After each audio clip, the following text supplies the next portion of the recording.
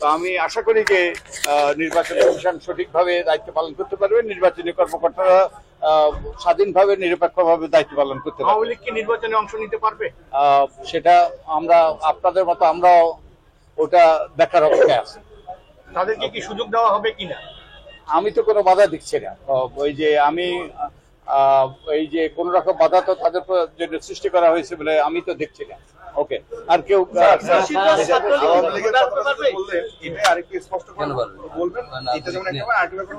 অনেকে পরে আসে তো সংস্কার রিপোর্টের আগে আসলে আর কোন কোন কাজগুলো বাকি, রিপোর্ট পেশ করবেন, কোন কোন কাজগুলো বাকি এবং কবে নাগাদ পেশ করবেন, এবং আওয়ামী লীগের ব্যাপার আওয়ামী লীগের ব্যাপার আমরা চাই যে একটা অন্তর্ভুক্তমূলক নির্বাচন সব দলের অবশ্যই যারা নির্বাচনের জন্য তারা প্রস্তুত হয়ে নির্বাচনে অংশগ্রহণ করতে পারবে এবং কোন রকম বাধা বিপত্তি তাদেরকে দেওয়া হবে না, তাদের জন্য বাধা সৃষ্টি করা হবে না, সেরকম আমরা একটা নির্বাচন চাই।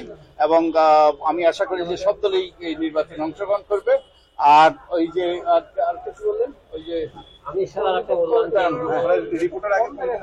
আর কোন কাজগুলো এখন আমাদের ওই যে বসে এগুলো নিয়ে পর্যালোচনা করতে হবে। আমাদের বহু হাজার হাজার প্রস্তাব এসছে, এগুলোকে পর্যালোচনা করে আমরা সিদ্ধান্তে পৌঁছাবো। আমি তো বলছি যে আমরা একটা অন্তর্ভুক্তিমূলক নির্বাচন চাই। সবাই যারাই নির্বাচন ওই যে অযোগ্য যদি না হয় তাহলে নির্বাচন করতে পারবে, সেই সুযোগ সবারই থাকা উচিত। এবং আপনি যেই কথাগুলো বলছেন সেই কথাগুলো নির্বাচন কমিশনের দায়িত্ব হবে। ওকে, অনেক ধন্যবাদ সবাইকে। আওয়ামী লীগের নির্বাচনে অংশগ্রহণ করতে কোনো প্রকার বাধা দিচ্ছেন না?